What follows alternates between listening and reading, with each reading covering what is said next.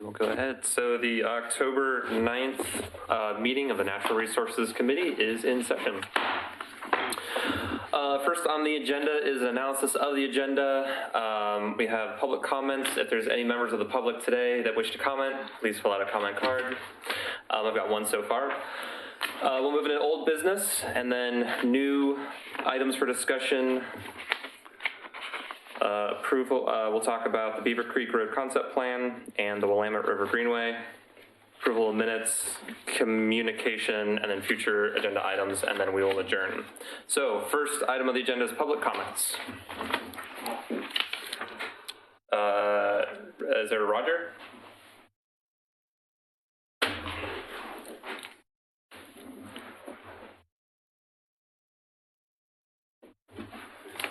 Good evening, Roger Fowler-Tice, resident, and I'm here representing the Oregon City Parks Foundation. I haven't been here for a while. Welcome.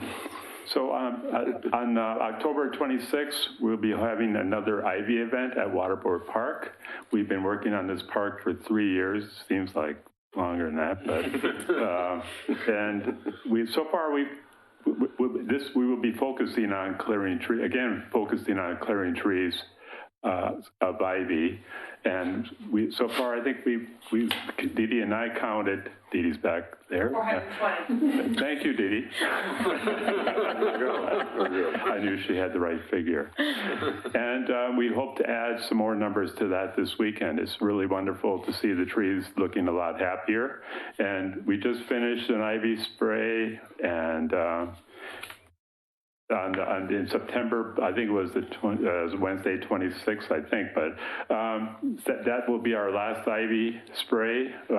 We don't feel we want to participate in spraying Roundup anymore, and so that's it for that. And that finishes off our 2017 our enhancement grant. So we're all clear of that. The other part I wanted to bring up was that we are on this Ivy event, we're going to be teaming up with the Portland No Ivy League. This is our first year doing that, and they're in their 16th year now, and they have a few other cities like Milwaukee, Vancouver, and Gresham right now that participate in this. And I was hoping to get Oregon City in this year, but I don't think that's going to be possible.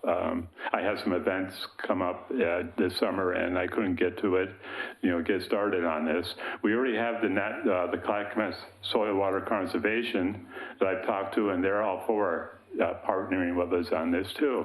And maybe next year we can put something together to not only the foundation mainly deals with clearing the parks right now. That's our focus. But we have so many green spaces, and every time I drive down Clackamas River Drive, it's just amazing or terrible to see all the trees on that road covered with ivy. And it's just, I've seen a number of them come down, and I don't know if it's from the ivy, but that's a good possibility. So I think that's what I wanted to talk to you about, and I hope that you would consider working with us on this and let us know what we can do. If you decide to, what we can do to work with you on this. Are you meeting at the base of the park or on the overlook? We'll be meeting as usual down by the Armory. Thank you for asking that, Doug. Yeah. And at 9 o'clock and working till noon. And we're actually going to be camped out a little bit further up Waterport Park Road. So we'll have some signs out, and refreshments and snacks will be available. Thank you very much for your time. Well, thank you. Thank you. Thank you for your work. Yep.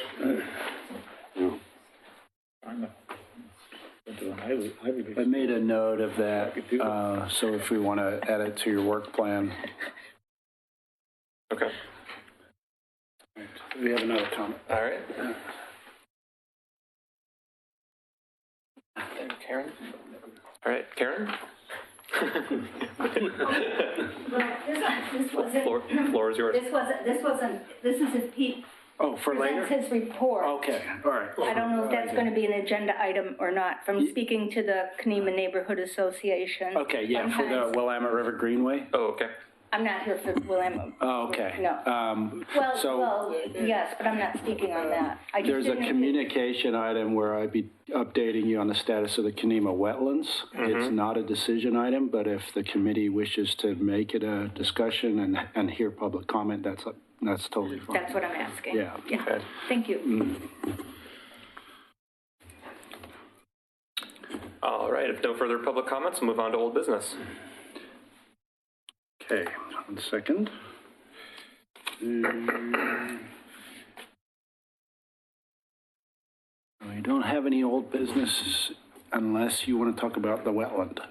So, and I can briefly give you an update, and then maybe you can have Karen talk. Okay, yeah, let's go ahead and do that. Okay, all right. So status of the Willamette River, sorry, let me retract that. The Water Resource Overlay District, which is a separate overlay district from the Willamette River Greenway. As you know, we're in the process of adding the wetland that was discovered in Kenema to the Natural Resource Overlay District. We have a lot of code amendment stuff going on and a comprehensive plan update, so we're kind of slow walking this at the moment. It will be a legislative file because it requires it affects private property owners. It's not going to be like a zone change. So that's a change to the process that we had.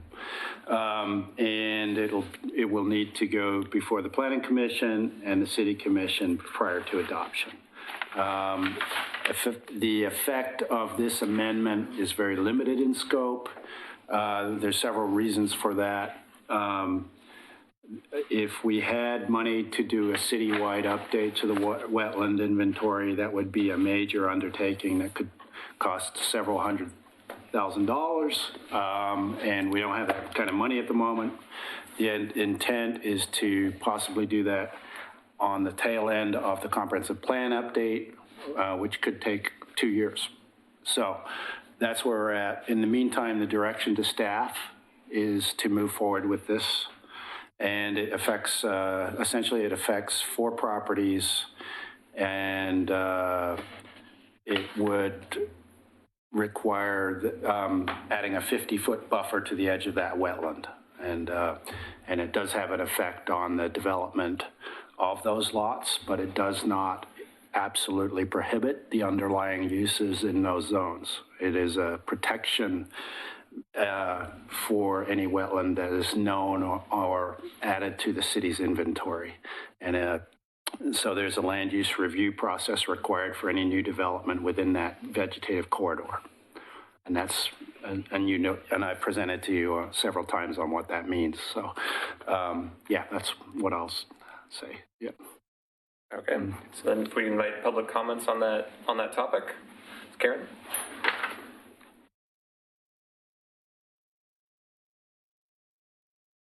Thank you. I have a handout for each of you. Okay, great. And Pete, I'll give you mine. I didn't know how many people would be I can make here. copies. And I will, Thank you. for purposes of efficiency, let me just read this to you, and then you will have your own copies. So this is in relation to my property in particular, and Pete came and made a presentation to the Neighborhood Association, and the Neighborhood Association has taken a position objecting to the proposal that the city is making. But this is my own private comment now, not related to the Neighborhood Association. The city erred in not properly delineating wetlands in Kenema and is now attempting to put the correction on my shoulders, both in practice and financially. The city further erred in allowing its first ever cottage development within Kenema, an historic district with small building lots and, surprisingly, a wetland. However, Commissioner Denise McGriff told the Kenema Neighborhood Association in her support for Pete Walters' presentation that the wetland had been well known by the city for many years. Had there been an identified wetland buffer in 1995 when I bought the property, I would not have made the purchase. Considering all its limitations, why was Kenema not kept out of the cottage development zoning code? It appears another error has again been placed on my shoulders and mine alone. It is a specious argument to say that I can have full legal use of my property. I am confident that the moment I would apply for a permit, in or out of the buffer, the devil doors of permitting will open, and through them will come requirements to retain at my cost hydrologists and other specialists, plus horrendous fees. This city-initiated situation has negated my opportunity to live in my own home updated with an ADA-compliant addition. Since I last spoke to this committee, no one from this committee or the city has asked to come look at my property and actually see what a large taking this is. We have been good stewards of this property for almost 25 years, keeping it free of invasive blackberries, etc. To remedy this situation, I ask that this committee recommend to the Planning Commission and City Commission the installation of a culvert or piping connecting to the culvert that my neighbor has. This would both protect the wetland and create a proper water flow if you believe that the flow is of such significance that you need to take the size of a buildable Kenema lot as a buffer. Respectfully, Karen Blaha. And if you have any questions, I'd be happy to answer them, and I thank you for letting me speak. Jerry, is this a place that you look at, that you called me up? Yes, this is, actually, several of us looked at this over the last 2 years, this general area where the cottage trees are being grown, but we never looked at your Nobody's lot been on my specifically. property, yes. I'd love to see a chance for us, those that are interested, to do that, if that would be Yeah, okay with you. just contact me, and, yeah. What we're hearing from others that are concerned about the wetlands and the natural resource aspects of the Sure. Kenema district, it's all, I think, with good intent, but I don't think some people know what already is protected. Pete pointed that out to me, that there's some existing ponds above you that are actually protected under the NROD delineation that I was hearing were going to be probably drained by future cottage development. And, I'm kind of torn in a way because I like the cottage development idea, but you have a problem there because you have an undersized culvert. That's very clear. Well, that serves that area. Well, there's a culvert next door to me on private property, I think. Well, I'm not sure if it's private property or not, but if you just put in piping, a culvert or whatever you want to call those things that carry water, that solves the problem for all of us, I think. Right. So, and have you seen the cottage development lately? I've seen the footprint and actually the initial foundation. You should come on over and see what's happening right next door to me. You might be astounded. Yeah. Personally, I feel like the city's done everything they can. I think perhaps there's been things that didn't happen in the quite the right sequence, but one way or the other, this Kenema district is very complicated because of the geologic aspects that have created these perched wetlands just every place. And I think it'd be neat for this committee to, if nothing else, go look at the reality of what's there and what's above you, and on the road above you, I don't know what the name of that road is, but there's some beautiful ponds and other wetlands there that are... Fifth, and I don't know. Some thought were not protected, are protected, and I did not realize that. So, personally, I'd love to see us look at this. I'd be happy to have you come over and, go right into my backyard and see how much, because it's just about a city lot size that you'd be putting into a buffer. That's why a good solution would be piping or a culvert or whatever you call that, to just have the water drain right into the other culvert and down where it should be going. Thank you. Any other committee Anything thoughts? else? No, I guess my question is, under most conditions, I don't think of a culvert as helping a wetland. Correct. That's the usual situation, but this may be a different situation. Have you had the opportunity to go out there and look at this situation? I haven't or anybody seen in the department? this culvert at all. I've seen the wetland and the development site, but I haven't looked at the culvert, so, yeah. And I don't think you've been in my backyard. No, I haven't. No. Yeah. So But you don't have a culvert, and I take it. I do not. But would the culvert be actually draining the wetland itself? No, I think it would just carry any water that was going, because this was just, what I understand the buffer to be is that, you know, water would flow if there was an I've been there for 25 years. I was there during the flood, and it didn't come up as high, you know, it just wasn't where the delineation would be for the buffer. So it just makes sense to me that just carrying the water off the property would be the best solution. But you come out and take a look and see. The other thing we'll say, and Pete and I talked about this, is the solution for protecting a foundation there is a 4 foot by 4 foot by at least 4 foot deep French drain right next to the cottage house foundation. And on the other side of the cottage house foundation is parts of the wetland. Now tell me how that works. I don't know how that works, but you know, I received the commentary, I think that maybe we weren't provided, commentary about a concern, I think it was of one of the neighbors down there above you. And so I went down and looked, and Anita Huffman, I know her very well from DSL, and they do a great job of delineating wetlands. That's their Is she specialty. terra firma? From the Oregon State Division of Lands. Oh. All right, and I called her and I said, I don't know how this would work. And she actually wrote me something back saying, well, we were a little concerned about that too, but we think it will work. But still, this would be a very interesting. And what will work? What would the French drain is right next to the wetland, and then it's protecting the foundation of the house.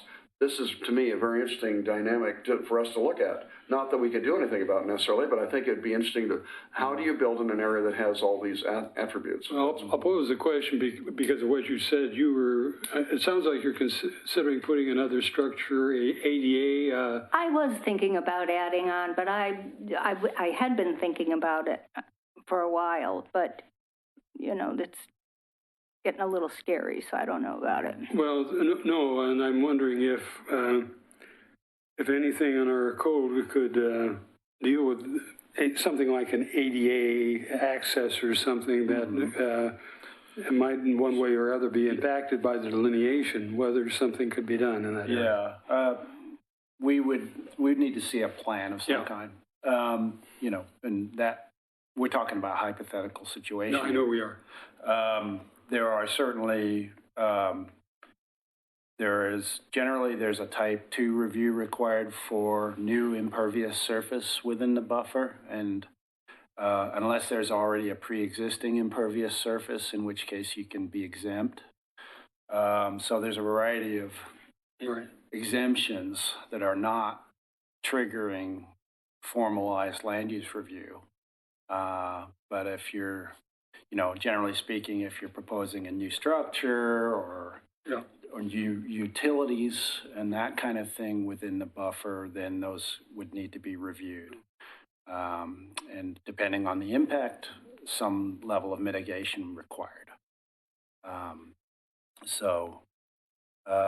You know, it requires additional expertise to prepare that application because there needs to be a report prepared by a wetland specialist, and that cost is borne by the applicant.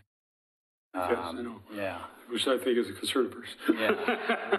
And then that is very typical for Kenema, in addition to such other land use reviews as geologic hazard review, historic review for the compatibility, and standard public works requirements for drainage, sewer, and water. And I need to tell you that this body here was really pressing for the delineations that weren't done earlier. No, you told probably me that the last time I came to see you folks. I was amazed and appalled. No, that's just a phrase I use. Some of the blame can be put on us probably, but and you also said that you were not meaning to create a hardship. I'm all in favor of going out there, but I sure would like to have somebody, if we can bring them in and volunteer, but that actually knows something about how you can deal with these kinds of issues rather than simply us going out there. Right.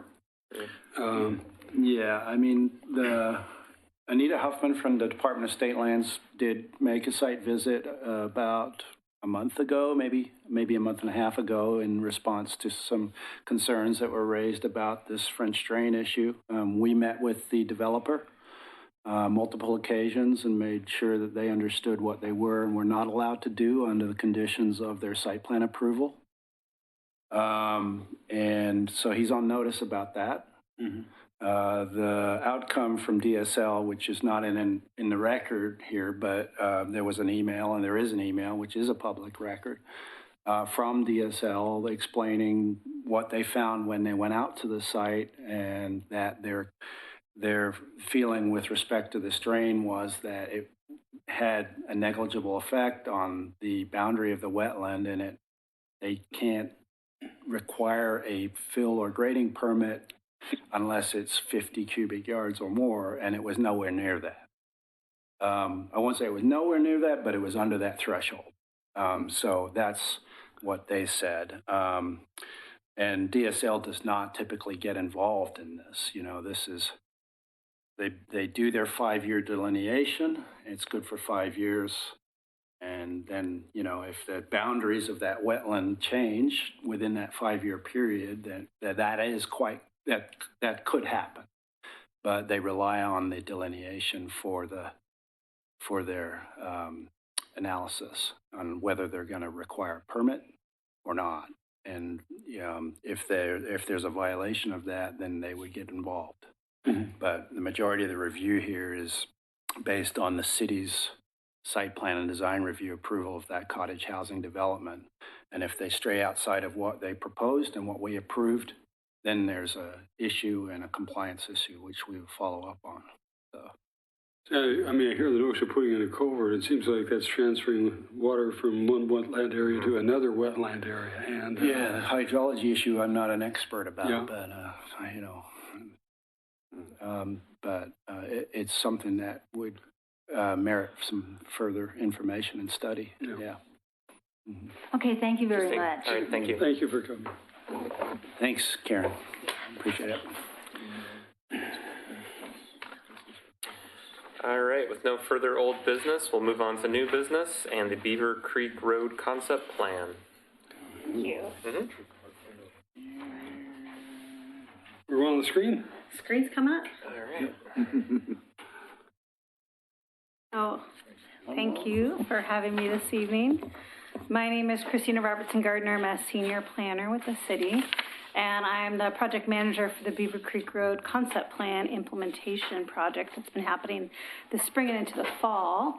And what I'd like to talk with the Natural Resource Committee tonight is one of those issues that kind of intersect both the Planning Commission and Natural Resource Committee.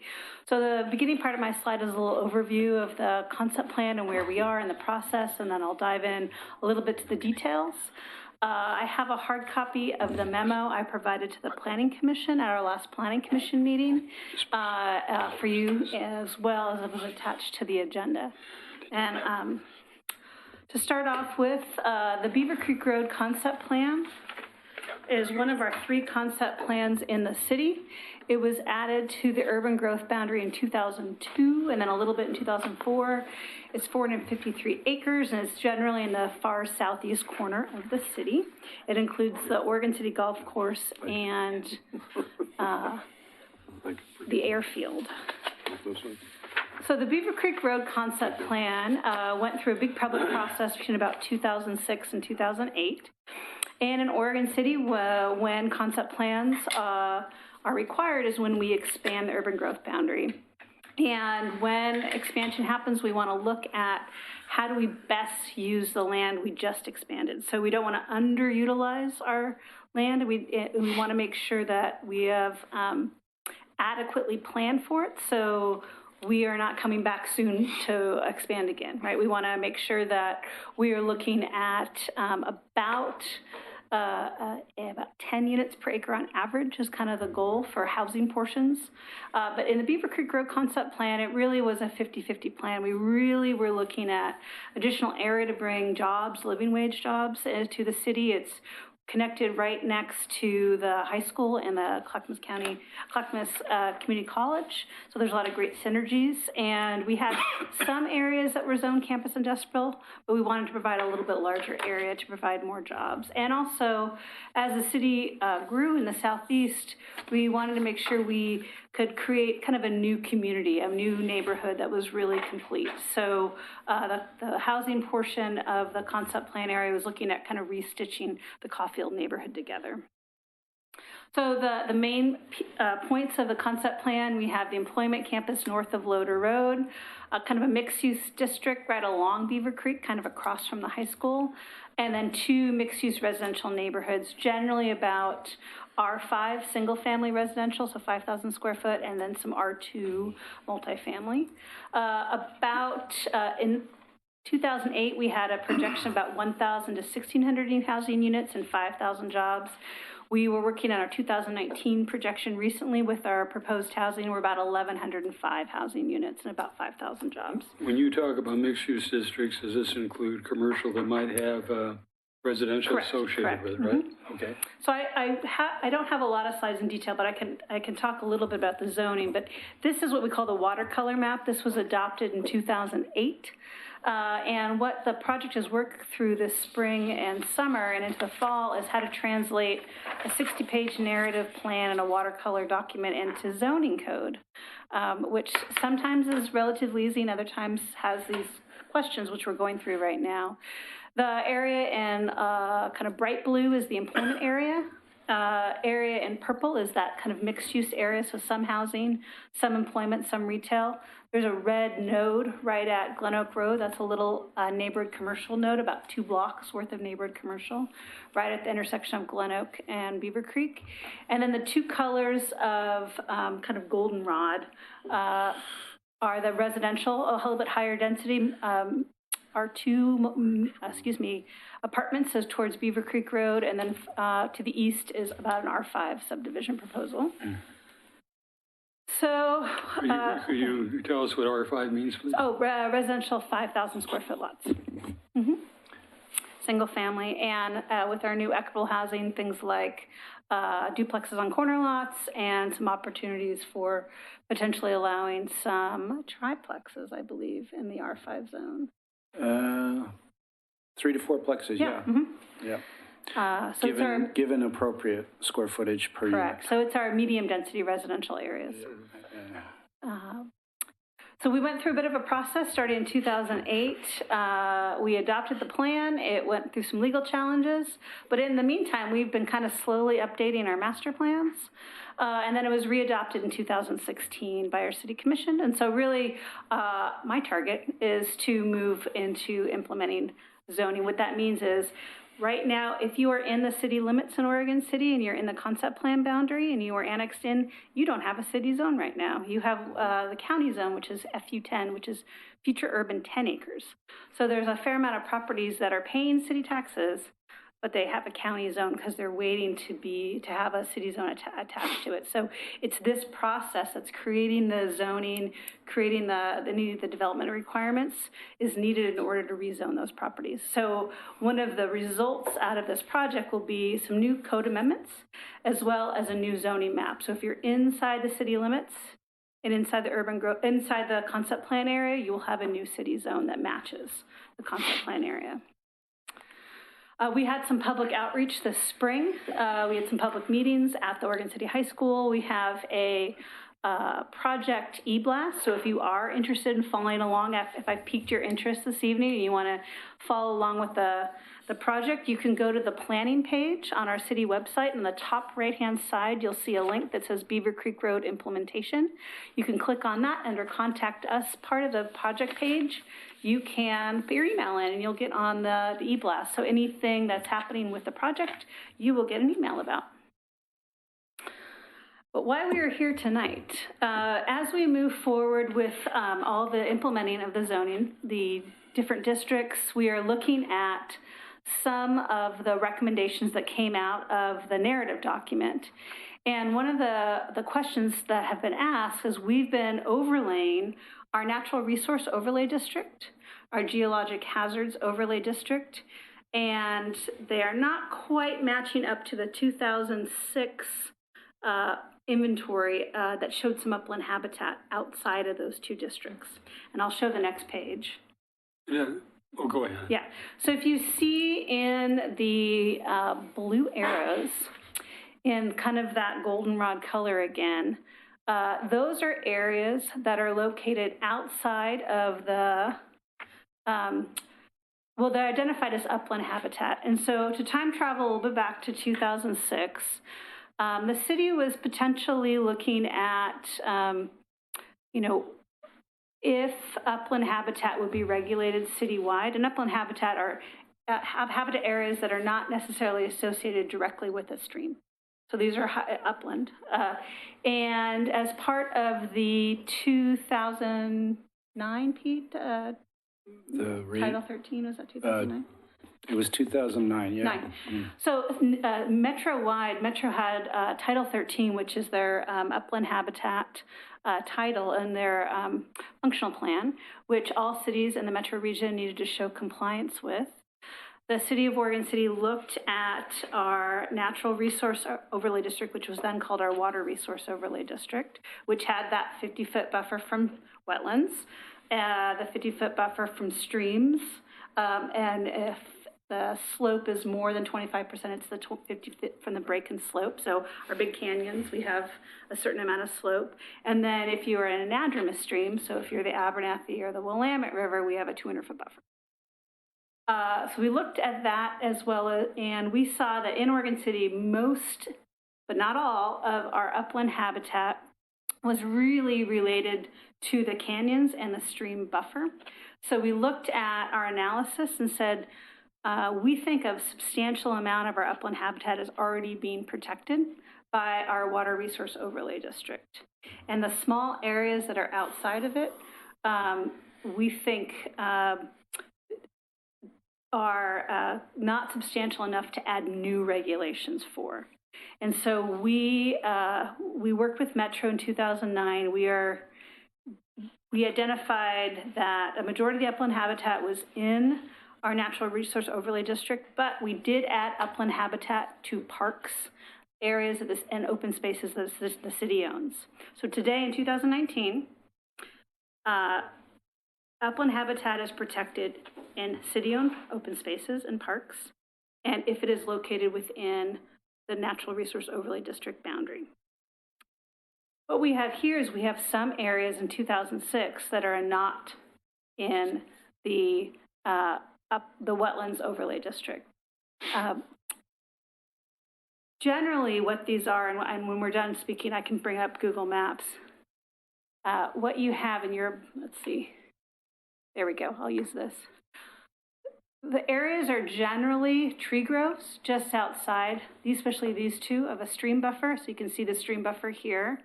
So this stream buffer kind of goes right along here. So it's really this area that's outside. And then this area right here and this area on this side are outside of the stream buffer. And then as you go here onto, this is Thimble Creek that runs into Abernathy Creek. And then this area is a steeper hillside, but they're right at the edge of the golf course. There's been some identified upland habitat. The area you see right here is going to be potentially a new city park, but not all of it. So a lot of this area will be protected, but not all.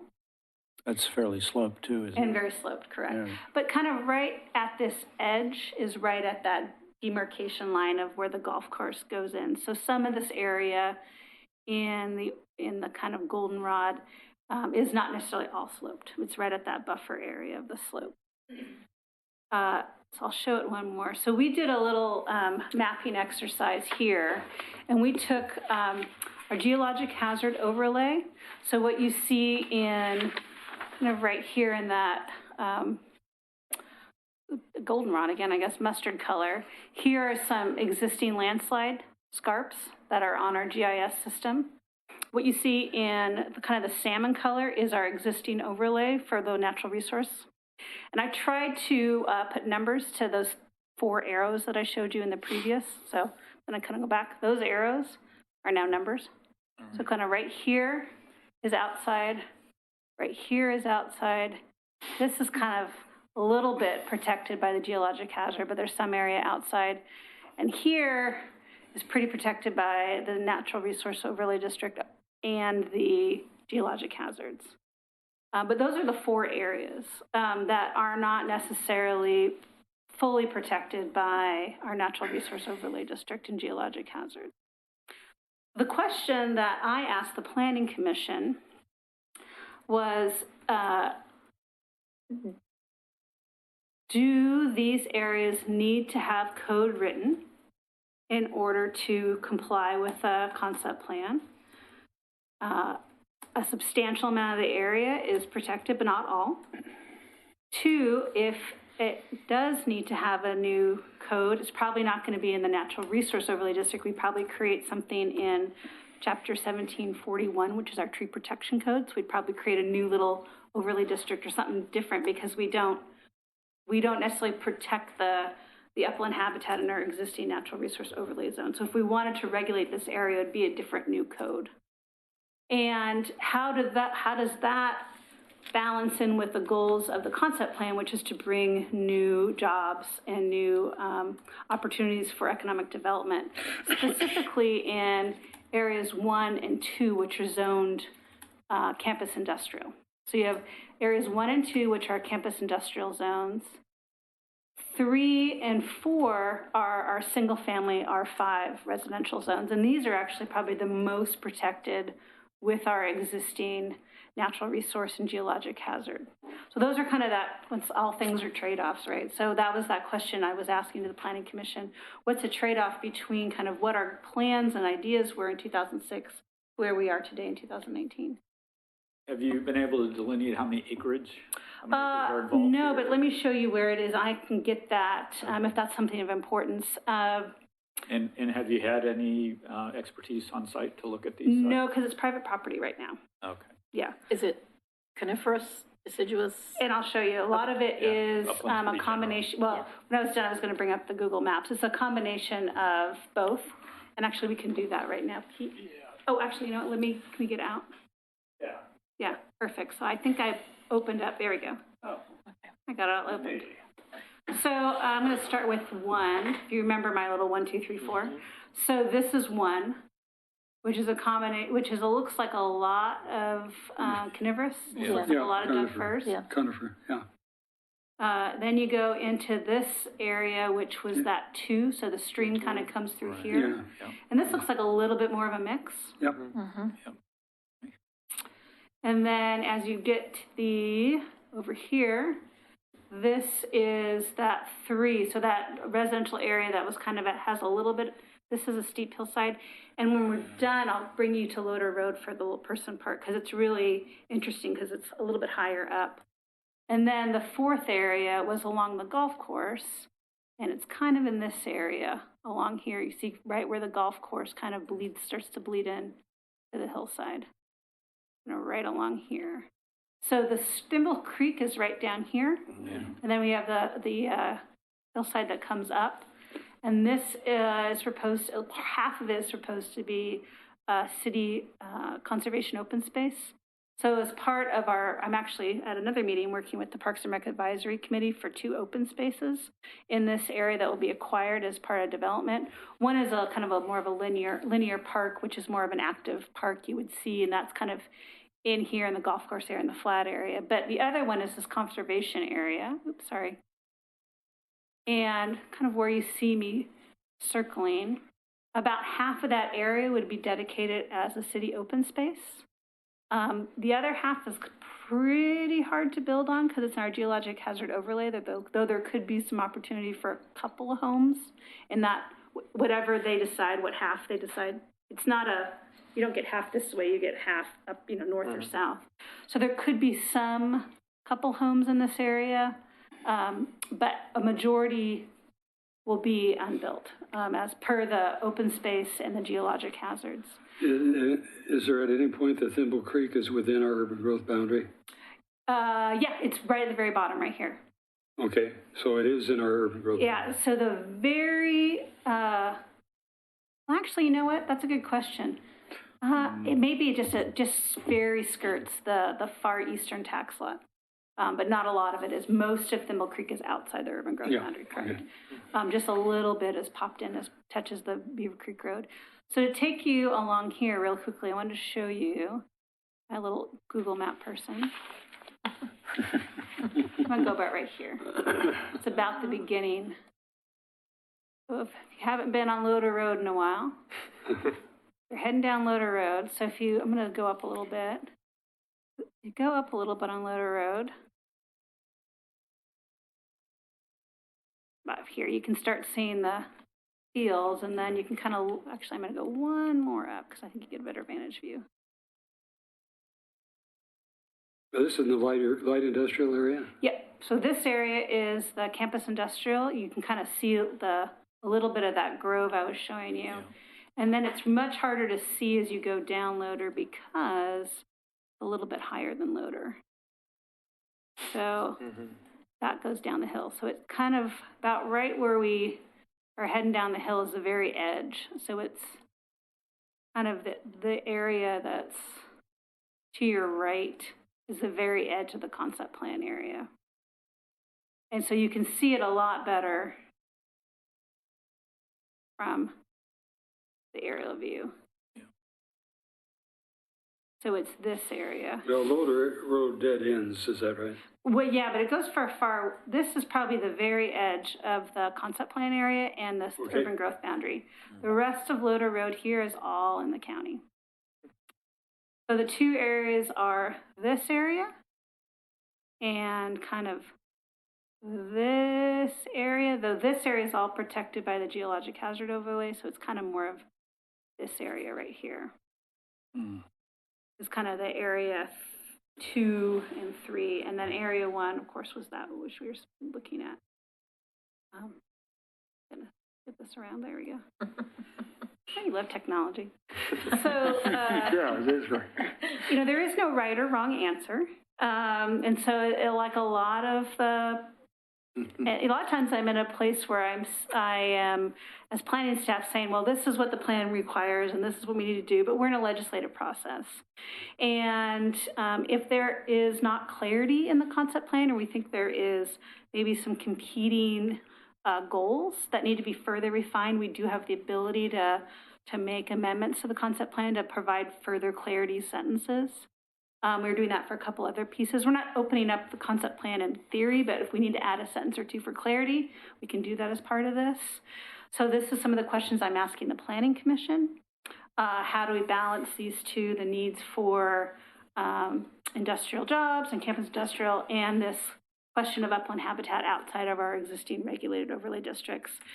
Chapter 1741, which is our tree protection area, is relevant whenever we're doing site plan and design review or subdivisions. It doesn't mandate that trees stay, but there is a mitigation piece to it, and developers will have to pay to take down the tree. So you either look at it in a macro sense. I try to kind of say that 1741 is the macro tree canopy, and not in any particular area.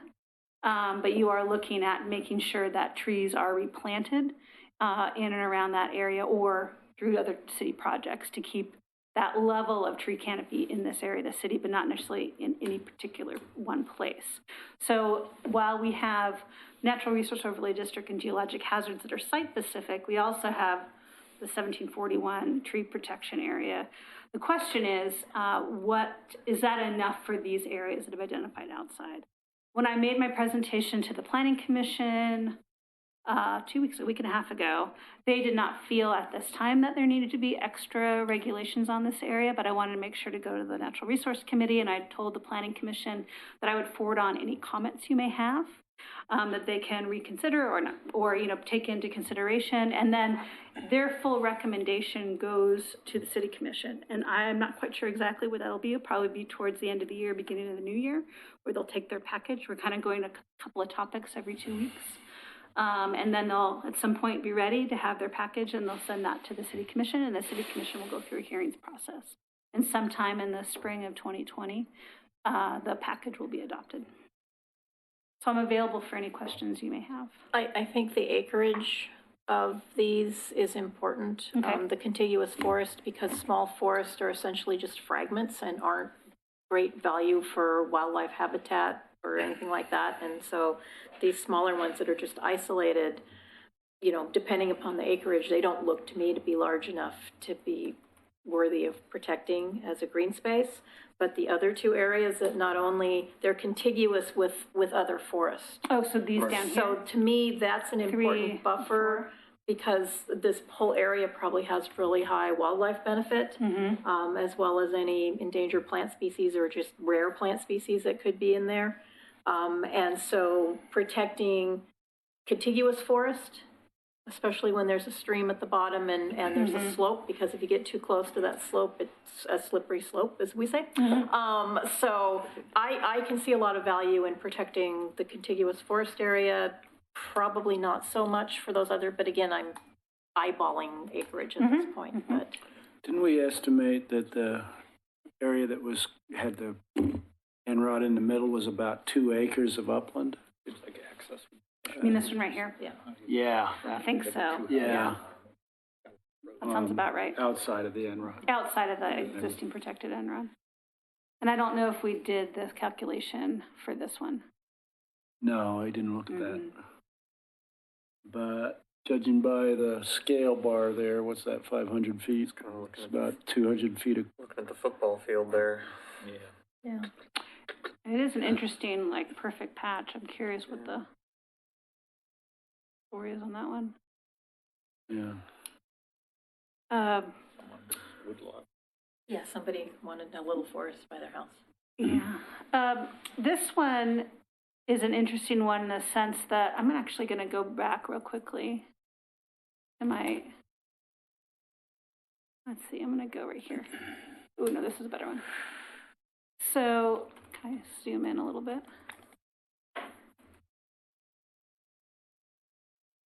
A lot of this actually may already be in a geologic hazard overlay. Because if you go to this one, this is where I overlaid on 4, the geologic hazard overlay. There's some pretty gnarly slides. Yeah. And so almost all of 4, if you see that goldenrod color, that means you're in the geologic hazard overlay. Right. So we have a restriction for tree, you can do some tree removal in geologic hazard, but you can't do wholesale tree removal. Right. This area in 3, there's probably a little bit right here. And so that's probably maybe at most a ½ acre. I'm just kind of doing my math. Right. That's not in the geologic hazard overlay. But it's part of a larger contiguous forest. It's part of a larger and so you contiguous. start cutting away at the larger contiguous forest, and Yeah. pretty soon you have nothing but interior forest habitat. Yeah. Which is not what we want if we're trying to really protect natural resources and wildlife. So I basically, I think what I was trying to say is 3 isn't fully protected by the Right. geologic hazard, but I Right. think most of 4 is probably in. And if you're putting houses in there, I'm guessing that the people who live there would value having a woods next to them. I know what property value are right next to Forest Park. So, you know, people would pay huge amounts of money and do to live right next to Forest Park. And so I'm guessing that would make that property much more valuable. Sure.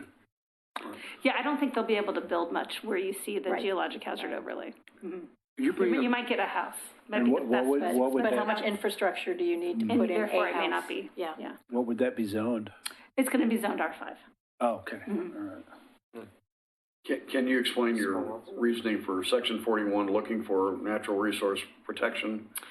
Your rationale behind that? Well, it wasn't necessarily protecting. I think it was just, here's an extra code that looks at trees. Okay. It's a macro number. It's not a site number. Okay. I mean, whereas geologic hazard and natural resource overlay is looking at a specific parcel of land and doing the regulation based on that parcel.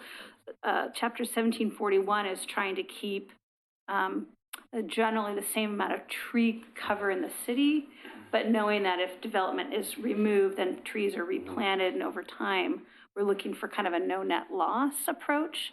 But it's a macro look at the city, not any, so you could still develop in a certain area, but you're maybe replanting or paying fee in lieu of. That's what the chapter 1741 is looking at. Well, the Thimble Creek corridor is very beautiful in Yeah. some areas. It's remarkably Yeah. well-defined, the understory, the mid-range, and the ground cover is mid-range, and then the canopy.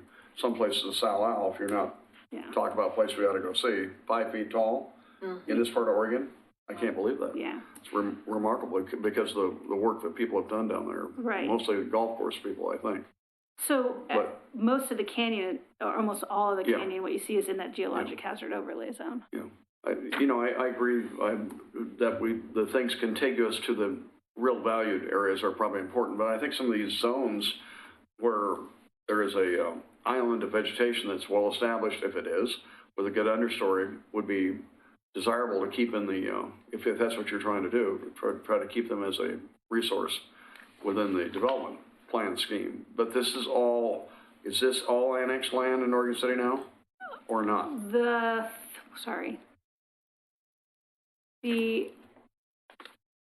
Everything but one is annexed into the city. So areas 2, 3, and 4 are already in the city limits. Okay. One is not. It's just abutting. You can see that there's 2 different colors. This is in the county, but inside the urban growth boundary because it's up here. And this means it's already in the city. Okay. Now, once the property is annexed in, we do have the requirement of trees within the building envelope, trees outside the building envelope. Does that apply at the time annexation occurs? They're subject to 1741 today. Yeah, So if they wanted to clear cut their property today, they would have to follow that. Okay. I mean, we couldn't say no, but they would have to follow the mitigation table. Right. I'd like you to bring, I don't know if it's 7 or 8, figure 7 or 8 to bring up, if you would. What? Sorry. Figure 7 or 8, if you could bring them up. And probably figure 8. Figure 8 or. Slide We 8. got it here. I got it on the side. Got it. Slide 8. I'm going to zoom out.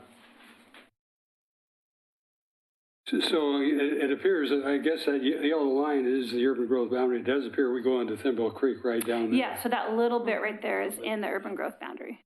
Now, the reason I actually asked to be brought up, I know back in the time that Fairway Downs came in, we really didn't protect streams. They got culverted. And if you look at Caulfield Creek, you can see segments of where development standards have changed in the streams.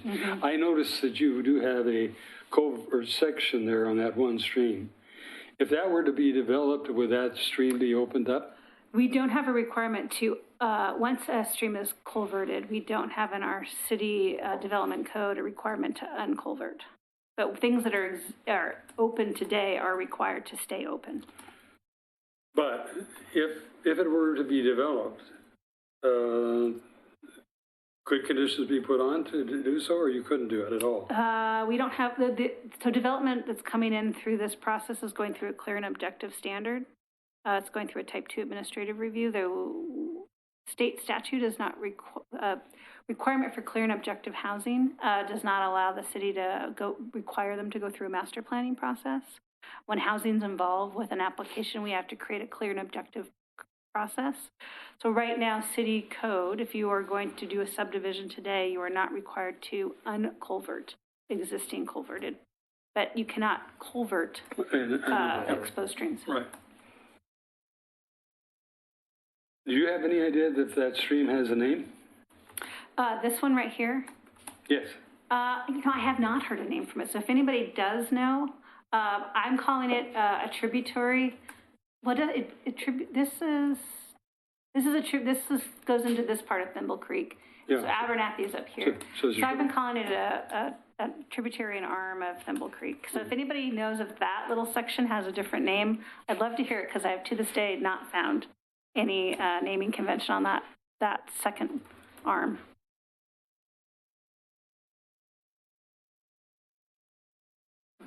All right. You've talked about some of the open spaces being park areas. So if you took this box, half will be required to be dedicated to the city. Anything that you see kind of in blue is automatically a natural resource overlay tract. Yeah. so let's just, for the sake of argument, say that the bottom half is being a open space, even though it could be flipped. The area that's in this area is fully in the geologic hazard overlay, and so development would be very difficult. Mm-hmm. That wasn't And so we'd be more than happy to take the other half too. Yeah, actually, that was the question I was going to ask. And I know you made a presentation to Parks and Rec already. Yeah. One of my great concerns is that there was a time when we could alter density if the developer would dedicate land for one purpose or another, and we got a lot of our parks that way. We don't do it that way anymore. And in terms of, although we've got the, that's terrible, forget the name of the park that's being developed on Glen Oak Road. Woods, Tyrone Woods Park? But how do we guarantee that we actually have, I'm going to call them recreational parks that are going to be part of the development when we don't have these? Good question. So we are attempting and doing something we've never done in Oregon City since I've been here, and I'm not aware, is we're actually codifying park acquisition, proportional park acquisition as part of this project. And if you want to listen to my presentation of the Parks and Rec Advisory Committee, the August meeting has a great overlay, but there are two parks, and I'll talk about them really briefly. There's kind of what we call a pearl and string approach of a park, kind of in the middle of the residential development. That's more of what you consider an active recreation park. If you look at the string as more of an enhanced pedestrian bikeway, and then it allows the pearls to be potentially acquired and built at different time as phasing comes in, but they would all be kind of considered one linear park. The second park is... Can you put a linear park right across the culvert there and take it up? When you can talk to the next, when it's acquired. So the idea is park acquisition, so it's not park development. So this is getting proportional. So the city has land, and then parks will be developed like they always are, which is based on park system development fees and grants. Maybe there's a development agreement. Those are all... This code will acquire the park. But I was being somewhat facetious on that, but I look at, certain of our parks like, Hillendale and Singer Creek parks. They've got streams growing through it, and it would be really nice to have a park in an area where we actually have the stream. I mean, Parks has done a real good job, in my opinion, on Mud Creek is the one that goes through Hillendale. And they've been working on the vegetation along that stream. At the lower part of the stream they're going through the park, it is a perennial stream. And I see that, and one of the slides showed actually the area, I'll call it down on the screen here, is in fact a seasonal stream, but it shows above the culvert there that it is in fact a perennial stream. And if we were able to come up with some kind of system where we could have a park that in fact embraces the stream, would be great. Yeah. One thing well, I can give two recommendations when we're done. The Parks and Rec have not come up with kind of what they think are the parameters of the pearl and string, and I think the Natural Resource Committee can have that conversation with the Parks and Rec of daylighting to the extent practicable, which is always, good to say, is that a goal of the pearl and string approach? The second one, just real briefly, I wanted to say is this one, and that is looking at the park acquisition code is really a numbers calculation. Number of dwelling units times this gets you how much land, and we are feeling that we're at our, we can proportionally acquire that, but as anything more, we're probably out of proportion. That being said, if the developer wants to provide additional Thimble Creek Canyon area to add to the park, I think we'd be more than happy to take it, but there's only a certain ability we can acquire as City Park as part of this. Another thing, and it doesn't apply to this, but we had some discussions in the Parks and Recreation Committee about how we think about parks in the future, and our actual urban growth boundary goes up to Enrici Road and crosses it a little bit. And whether the city could actually procure property outside the urban growth boundary, but within the urban growth, excuse me, within the, I said, I don't think I said urban reserve, and I meant urban reserve, goes out to Enrique Road to actually procure land in the urban reserve, perhaps adjacent to our buffer, urban growth boundary. It would probably be cheaper to procure before the city's boundaries actually expanded, and actually devote some monies to that and do some real forward planning, because if one day I'm sure we're going to go into the urban reserve, and when that happens, it'd be nice if we had got some earlier visions of how we could do some of those things. Yeah, those are good conversations with the city commission. Those green spaces plan. It's, I mean, cities in the metro region do that, and they have done that. That's not unique. Some have even built it outside, but I mean, that's a city policy. Now, kind of where I'm looking for tonight, knowing that this is a long process, and you know, this is not a quasi-judicial hearing where we have a time limit and everybody has to get their comments in.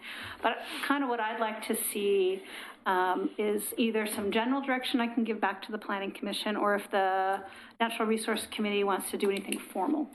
And then if that needs to be formal, I can let the Planning Commission know, and anything formal can be, reviewed and at a future meeting, agreed upon. But my goal is to make sure that all of our advisory committees, Transportation Advisory Committee, Parks and Rec, Natural Resource, are all brought into this Beaver Creek Road concept planning process, because there's little pieces that all these advisory groups really can have expertise and can really provide kind of advice to our Planning Commission as we move forward.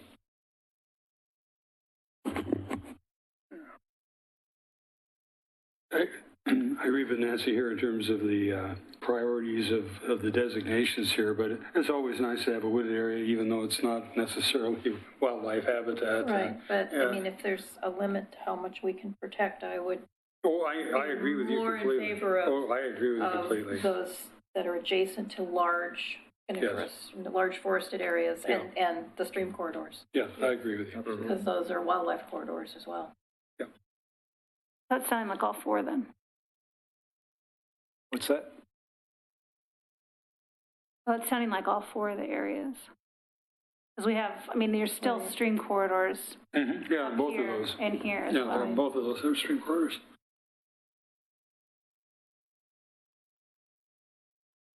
I don't know that you'd need to protect all of that. I mean, without looking at it, it's like what Jerry was saying. It kind of depends upon what the actual forest looks like.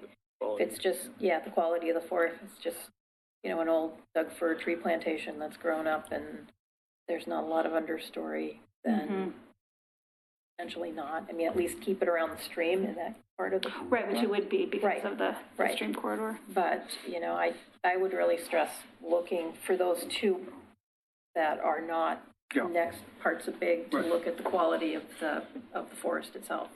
Okay. But the other ones that are along the edge of that, the big forest area, those I would stress protecting those at any cost. So just to be clear, we're talking about the two easternmost ones? Yeah. Yes. Yep. Because that's all forest outside of there. Yeah, and these really based on the quality of the the plant material that they're, okay. Right. It's nice to see a real holistic look, even though the concept plan takes a while. What is the start date? Was 2008? Is that what I heard? 6. Okay. So, but some of us in here can remember some major changes that occurred. Thayer Road, Estates, and some other large tracts that a lot of forest had to be removed, or even white oak and all that. Yeah. It's nice to see things have evolved, and we're really looking at things more carefully. Yeah, so now we're that's getting, really good. Yeah, so we're getting back. It's this little balance of the nitty gritty that we're really talking about. What's the timeline? Part of the reason for the delay is, of course, the city and the Metro Regional Government was being sued all the time, taken to court. So he asked about the timeline. The Planning Commission probably is going to be looking at this into early December. So if you want some additional information, I mean, we're not going to hire a wetlands biologist or, any specialist to go out, and it's also private property. But if, I might take a look and see what we have, what kind of additional information, and you might be able to share it at the next meeting. If there's a point where you feel that there's a consensus of opinion about recommendation to the Planning Commission, I can, at the next available meeting after you do it, I can forward on what I hear. How accessible are these 4 areas that you're talking about? They're all private property. Yeah. Are they viewable from any rights of way or anything? The only one that's somewhat viewable is what I showed you right here on Thayer Road, this one right here.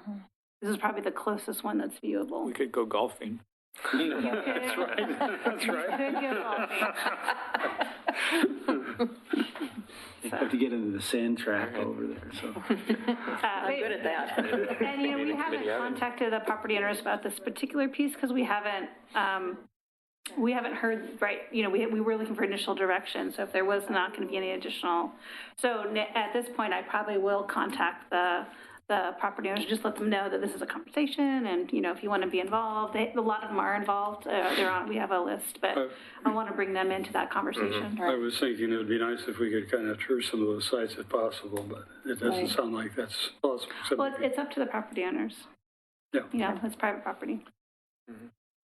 Well, thank you very much for allowing me to come tonight. Thank you for coming. Yeah. Thanks, Christina. All right. I took a lot of notes on all the items so far, and it may be a while before we have draft minutes, so I will share these with whoever wishes them. Okay.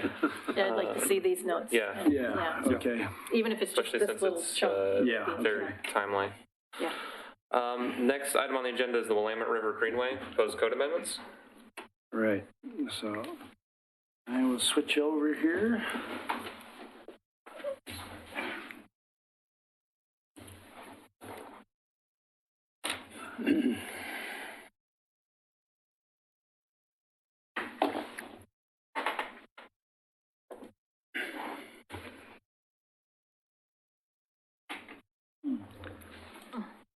Yeah, we're back on the screen. Should have left it there. Okay, so I'm going to provide a very brief presentation, an overview of this current proposal. The process that is currently underway for code amendments, initially it was looking strictly at housing code amendments, and then it developed some other development code amendments, that weren't related to housing code. And then recently, this particular issue came up and has been added into those code amendments. And we don't expect this to be adopted anytime soon. So I'm just going to give you some background on the Willamette River Greenway and what is being discussed as far as amendments there. So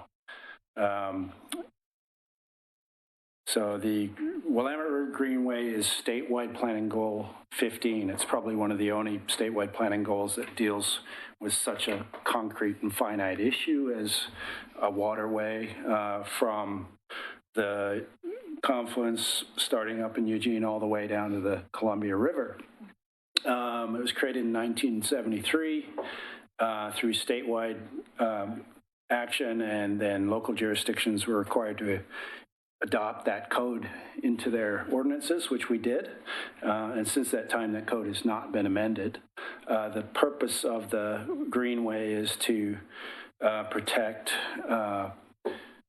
views and public use and natural. There's a lot of different generalized goals associated with this Greenway. Any intensification of use or land use that's proposed new in the Greenway it has to be reviewed and through it's called a compatibility review, and the state called it a Greenway permit, but what it really means is a local permit or local land use decision. In our code, that's Chapter 1748, and typically the way that it has been processed is that we've used existing administrative processes to show compatibility with the Greenway requirements, because the Greenway said that the code says the underlying zoning and uses that are allowed there are allowed to continue, but there has to be some level of review for compatibility with the goals of the Greenway. And so these have been typically handled through the Type 2 land use review process. And so what's happened is that regionally, we're revisiting the purpose of the Greenway and to make sure that our administrative review process is up to date and being followed properly. But at the same time, we've realized that some of our administrative processes for compatibility review are doing more than an adequate job of making the same kind of protection of those uses. So what's being discussed here, well, first we'll talk about the extent of the Greenway. When it was adopted along the entire river, and it extends from the middle of the river, in this case, farther than the 150 feet that's talked about in the Greenway. It extends far beyond that up to South End Road and Ogden Drive in some places.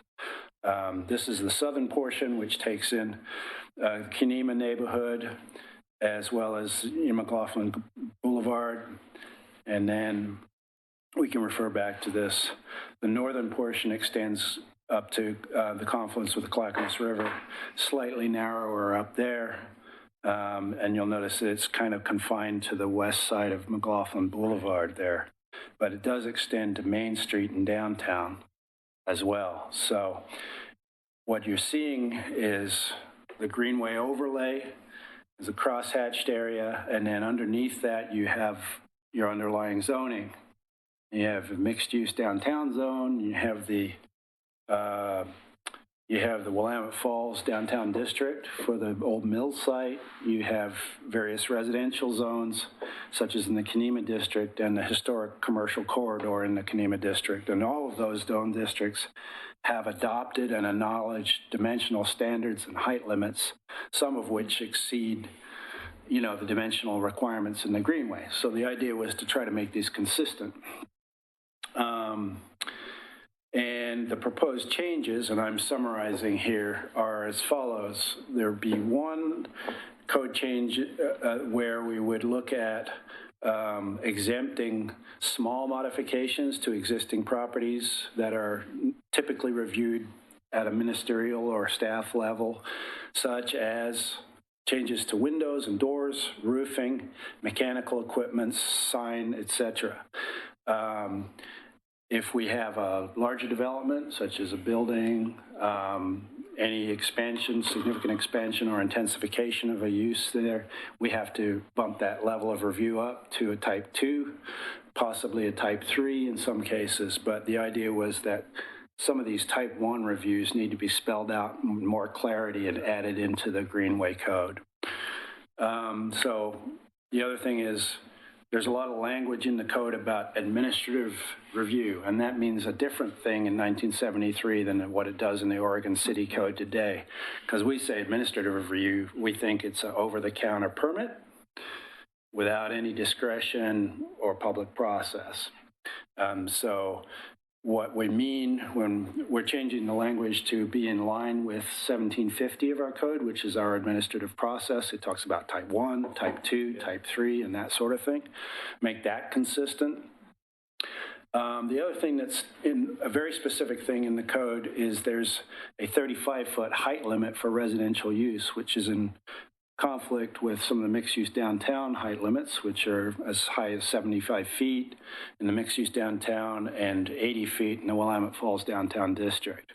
It doesn't mean that they're inconsistent with the Greenway because they're acknowledged by the state. These are codes that were done through a legislative process, and it's just more of a, what did they really mean in 1973 when they said that? So we're going to coordinate that through DLCD, which is Department of Land Conservation and Development, and they'll have to look at our process and that we went through and decide whether or not we're consistent with the Greenway at the end of all this.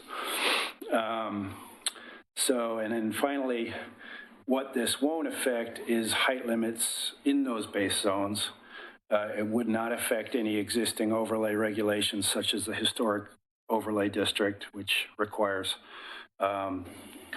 compatibility of structures with what's architecturally historic, and also the natural resource overlay district, which is a separate overlay entirely. Can you define the base zone? What is that again? Oh, a base zone means the underlying zone that regulates the uses on the property. So if it's R6, that's a residential zone. Okay. The typical use is single-family detached. If you're in the mixed-use downtown, you have a whole range of permitted uses that are residential and commercial in nature.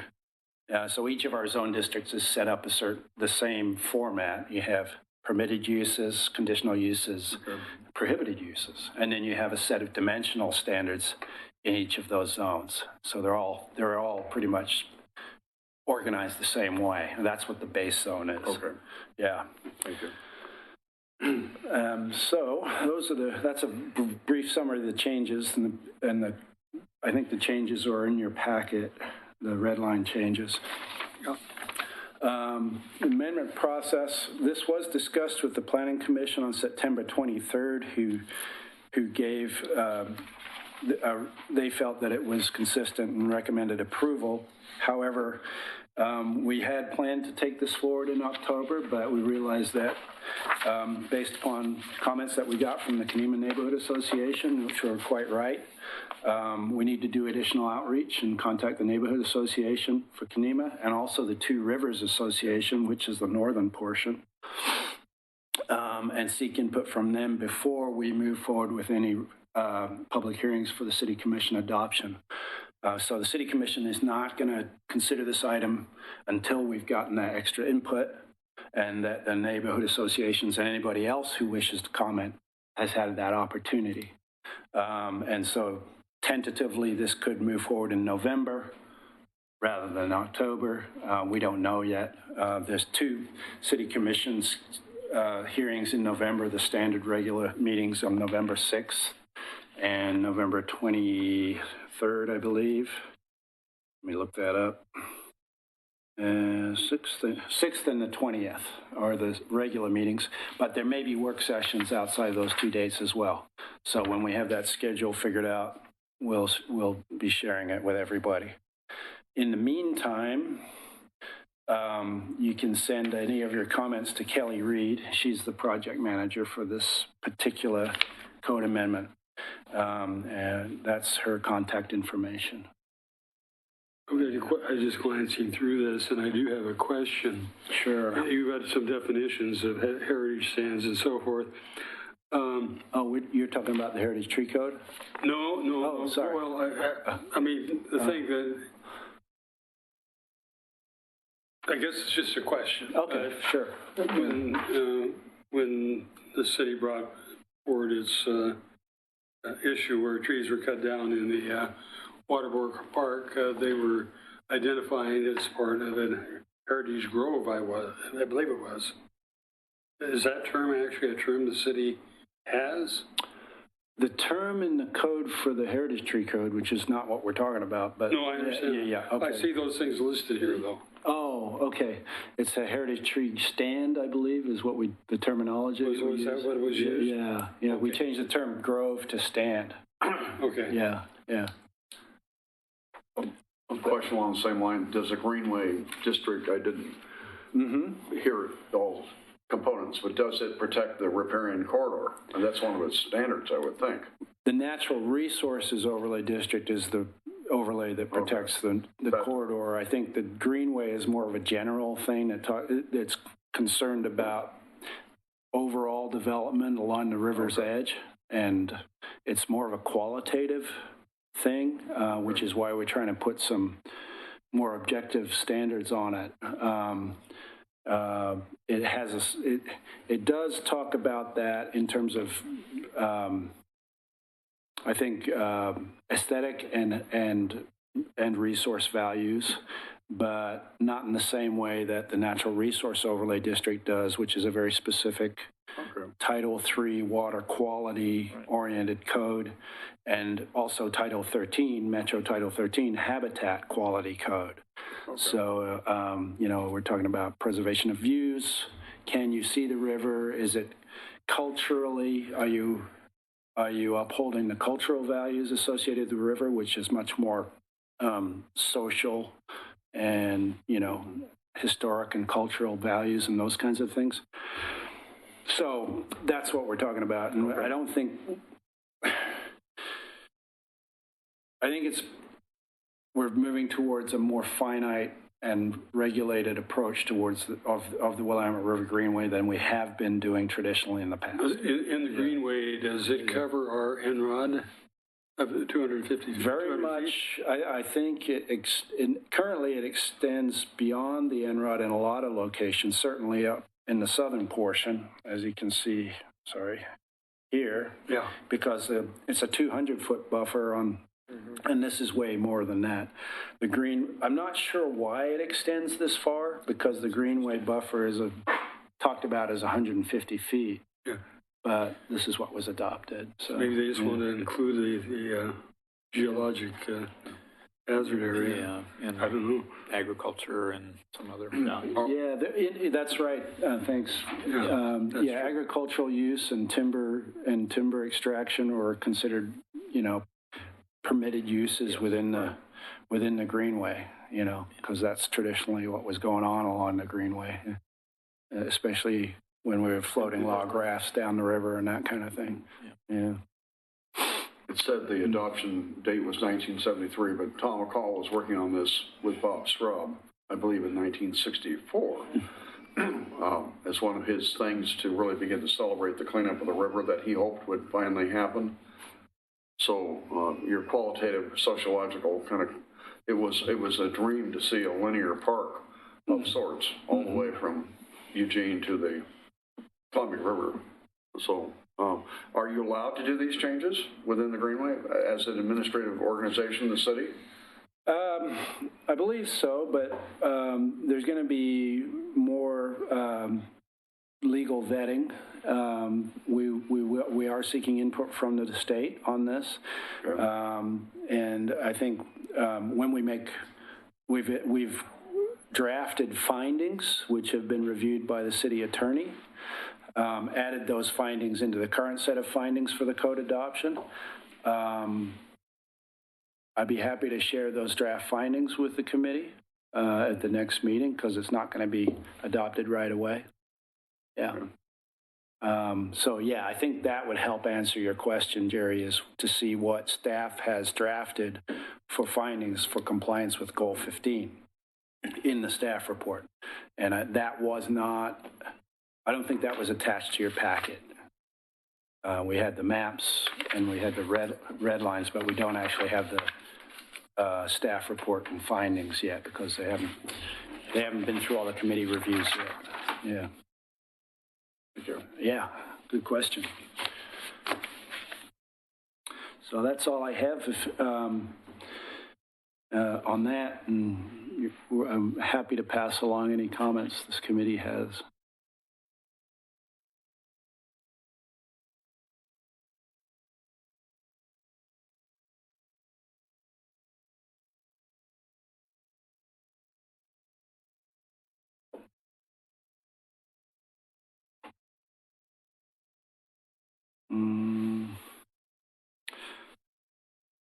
Looks like probably most of Metro's purchase in Kanema is covered in this.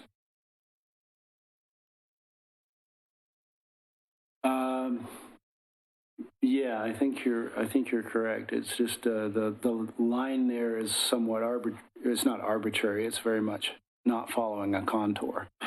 Or a road, or some roads. Yeah, most of the area there is Metro open space. Yeah. So I don't want to get too much into the code language here, but when we talk about exempting Type 1 reviews, we have an existing Type 1 review process for commercial, residential, industrial uses.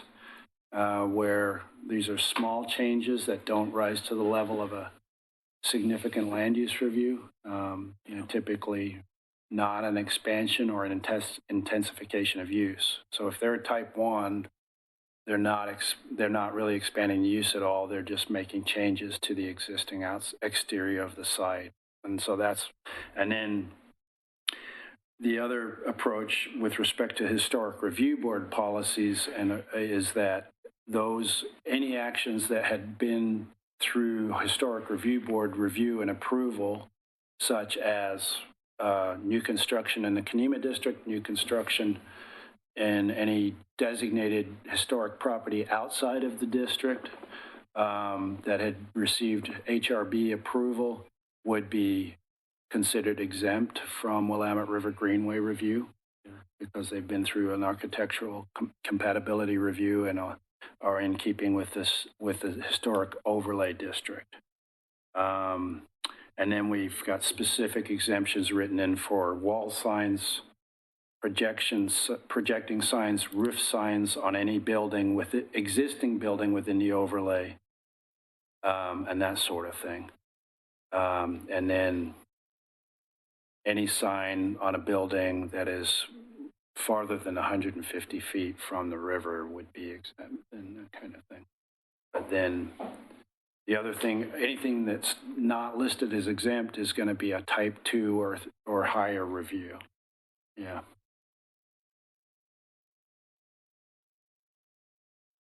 So that's that motion. And I think what Kelly had asked for was some direction from the NRC. But if you want to wait and table it and give direction later on, we can do that. Yeah. I think we've got time. Yeah, so next steps or timeline on... Yeah, so we're in October. Our next meeting would be for the NRC would be... Yeah, I don't think this is going to be decided on before November 13th. November 20th. Yeah, we would have. This is pushing out. Currently, it's bundled up with all the other code amendments. So if the City Commission decides that they want to separate out this particular section of code for further review and move the other amendments forward, they may do that as well. Yeah. I guess it'd be nice to know the implications of this in terms of building codes and everything else. I mean, and I don't know if we've got anything really on that. I mean, you've indicated where we have exceptions in terms of building heights and so forth, but I guess it boils down to that I don't know what it does. Right. Yeah. Yeah. Unclear what it does. What the Greenway does, or what the amendment the impact, does? The Greenway does in terms of, of Oregon City's development and so on. Right, okay.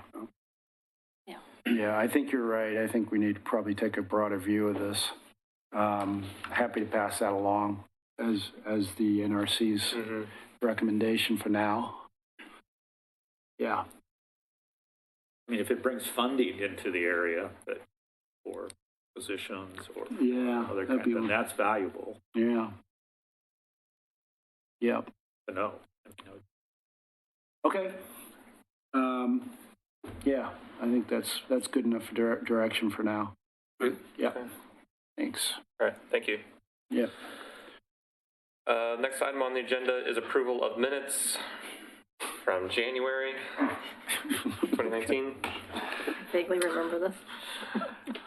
We're trying to keep the pressure on the transcriptionist, though. Like it.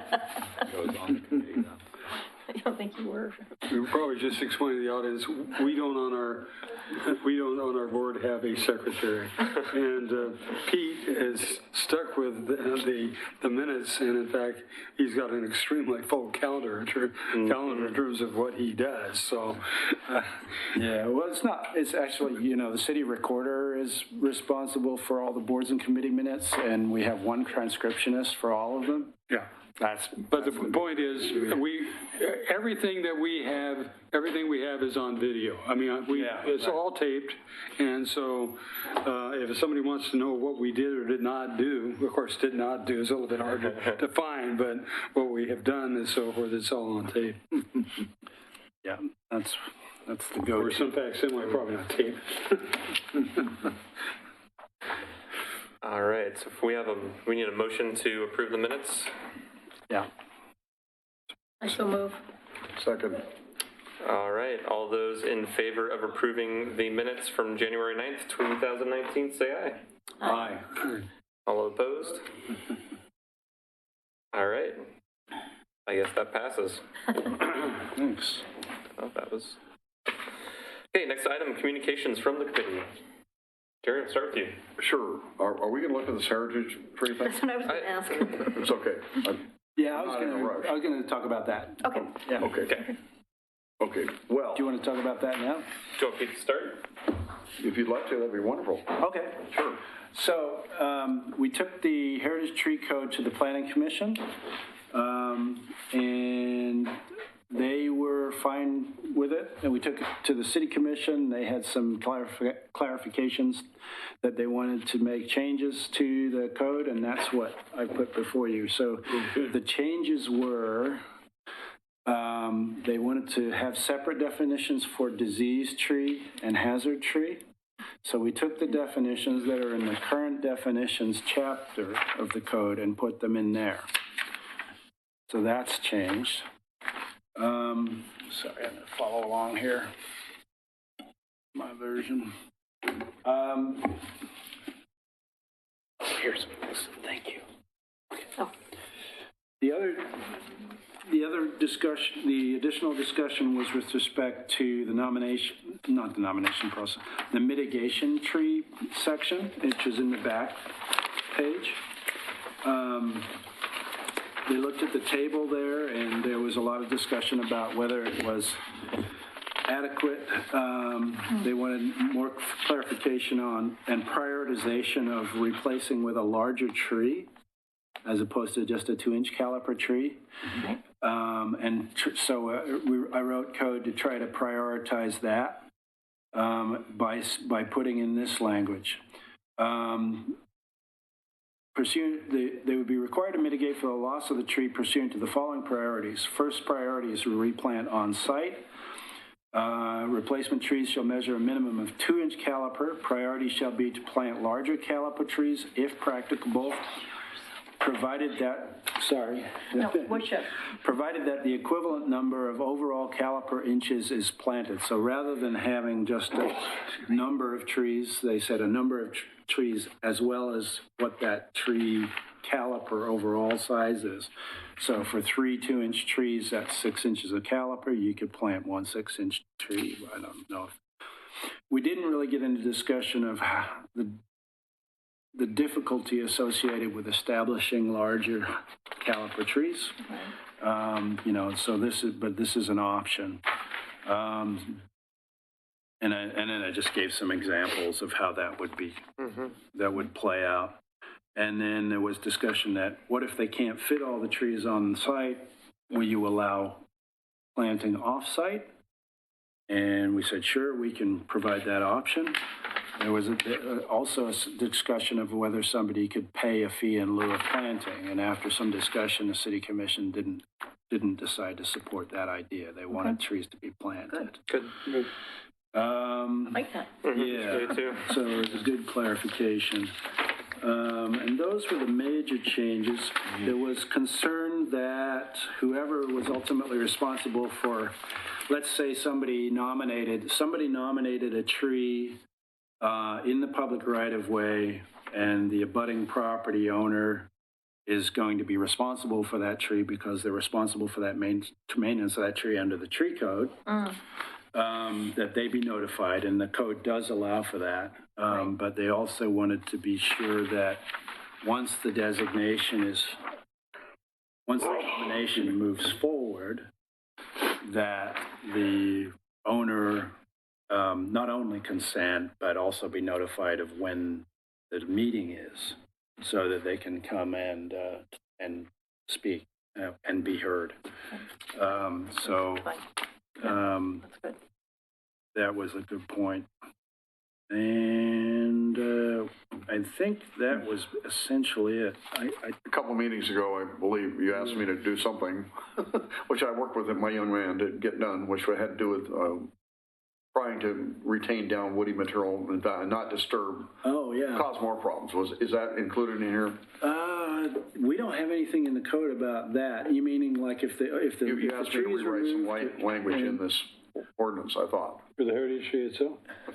It was about leaving if the down trees woody material. removed. If you have to remove, a tree's fallen, do you have to remove it? That was the question. Remember that whole thing? Yeah, I think that's broader than heritage tree, though. Was that Yeah, I don't think that was heritage. Yeah, I something that we were looking at? Yeah, but I think that was a more general. Okay. Not only heritage trees, but probably. All right, okay, all right, Yeah.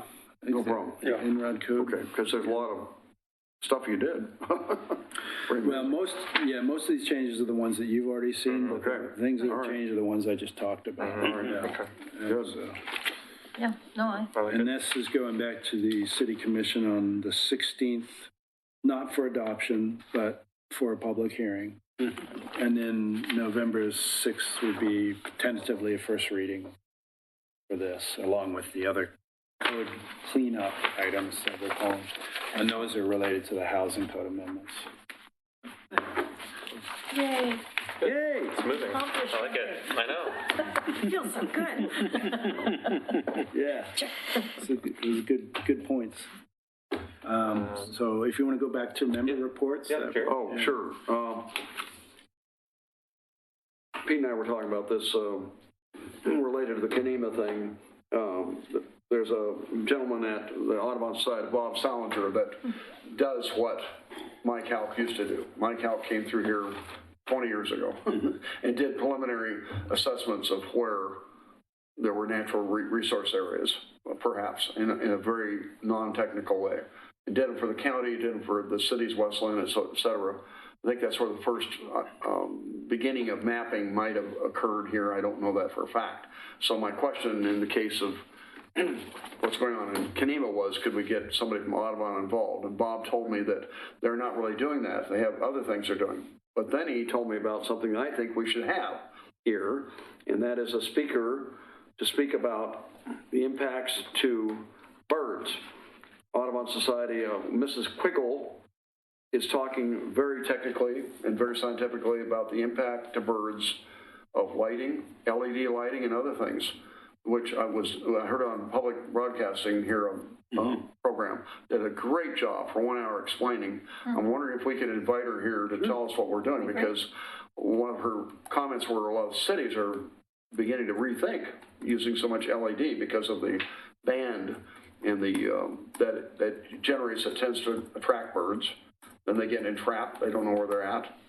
And then they, in the case of larger buildings in Portland in particular, Seattle, whatever, they end up getting seriously dead because of impacting windows. And just was thinking it might be an interesting program for us to let the community know about, if we could have her come. That sounds I great. don't know what your thoughts What's are. her name? Mrs. Quiggle. Mrs. Quiggle? I do not have MS Quiggle. I do not have more, but I'll find out more. You have her name spelled right there? Pardon? You have her name spelled right there? I for believe him? I do. Okay, for him? I will. Okay. I will get her. I just thought it'd be an interesting program for us. Okay. The other thing was the Westland Mill, which is now called Westland Willamette Falls Paper Company, has started up machines 5 and 6. It's taken them 4 months to go through the boiler systems and get things back to order. The only emissions you can see is steam. It's not a coal-fired, not a wood waste combustion system boiler. It's natural gas. They did that about 8 years ago to get more progressive. And I just want to mention that it's neat to see them in operation. I don't know what you think about paper mills, but we're On the looking at paper Westland right side? now. And Yes. So it's not ghosts or something. they're going to try to do that production out It's actual people. of other things than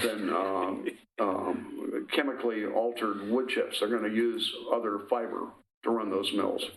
That mill. Interesting. At least machines 5 and 6, which were the high production machines that were in there. So that's all I got. rehired some of the original employees as well. Good. So Yeah. I know they're starting back up. People who had worked there for a long time, so. Yeah. Good. All right, Doug. Yes, I've talked to Noah before about about some of the things the Natural Resource Committee is doing. And I've mentioned that the upper portion, a good portion of the upper Abernathy Creek area is under forest management by a group called Port Blakely. And on Thursday, I believe it is, we'll be going out on a tour of their sites, and I'll learn a lot more about them. They refer to themselves as good stewards, and everything I've heard about them is good. I have a better sense of what they do and so forth. But in the Natural Resource Committee, we are hoping that they might be able to provide woody material in some of the projects that we're dealing with. Given their harvest and so forth, they might not be able to produce the size that we would want, but maybe we get a better idea as we go into their area of what they do have. And we've had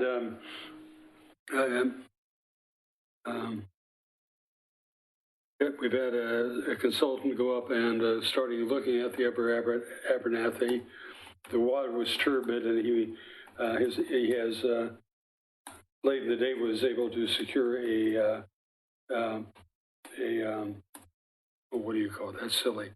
The thing that you electric push you get out the fish to be able to sample them. What's it called? I'm sorry.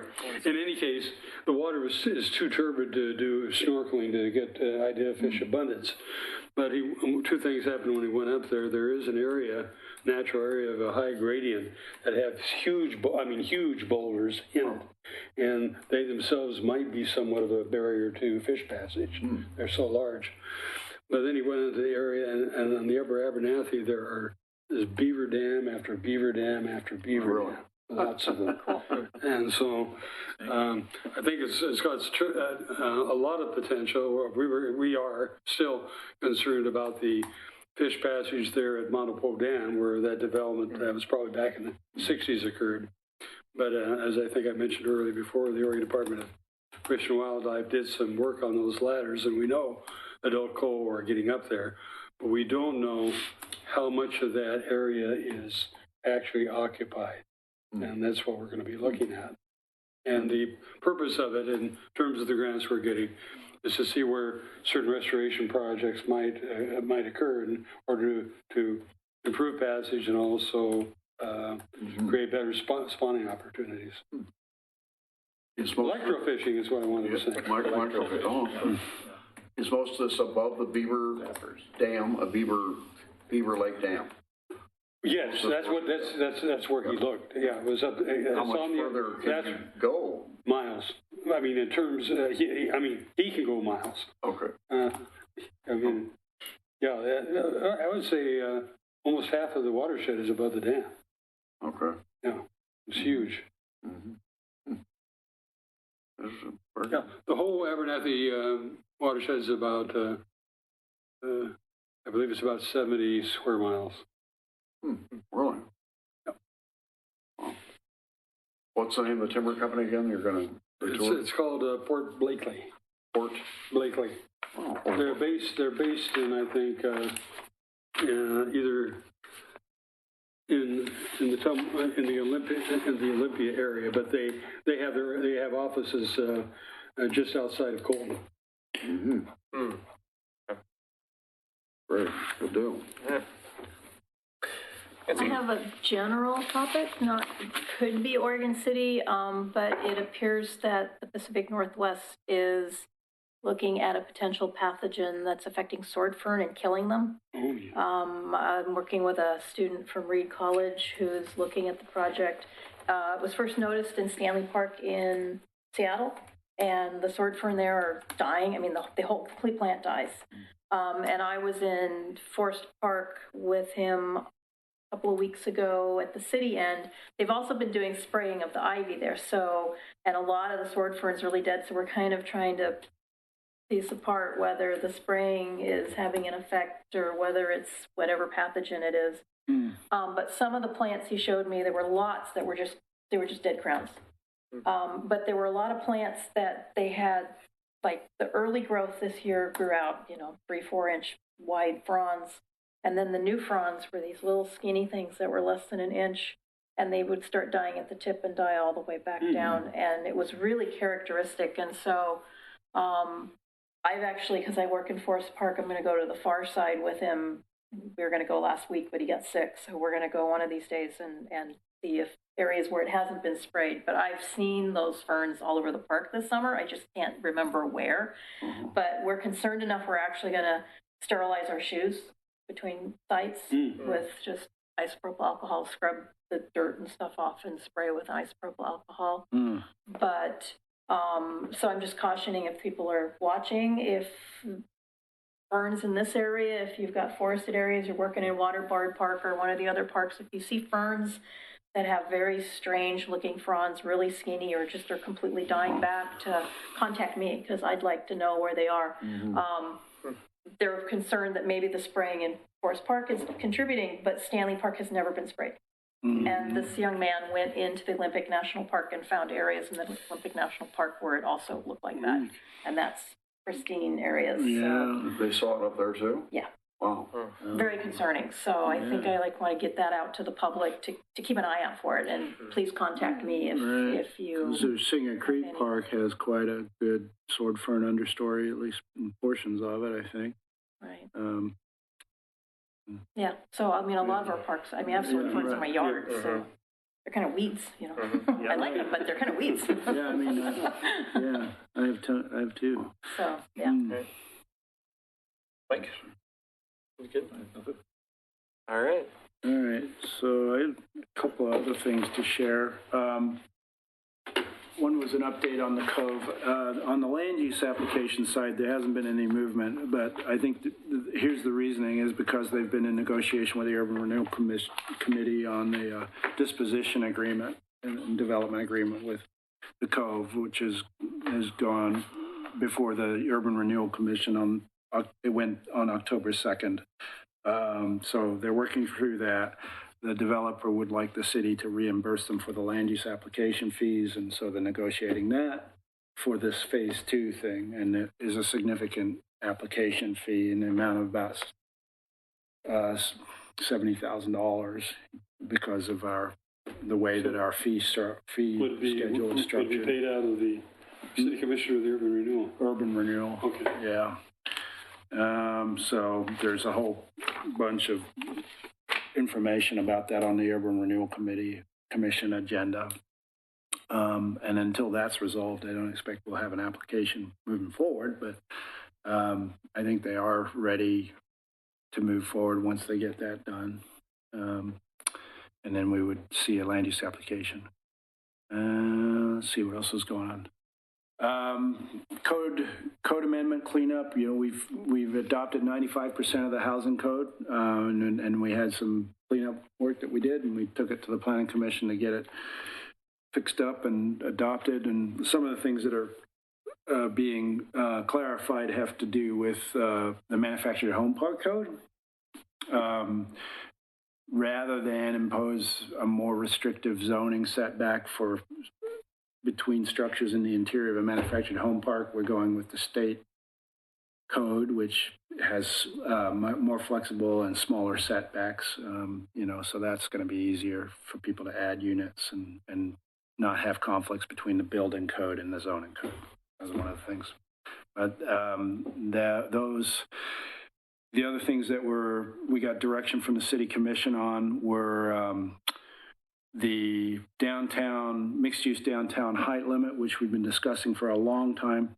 We've decided to postpone further discussion on that until after the comprehensive plan update. So we did adopt we're adopting the Planning Commission's recommendation for a minor clarification of the height limit code with respect to how single-family residences within the mixed-use downtown zone can have an effect of limiting the height of buildings to 45 feet, but only if they are directly abutting that building. So that's the code amendment.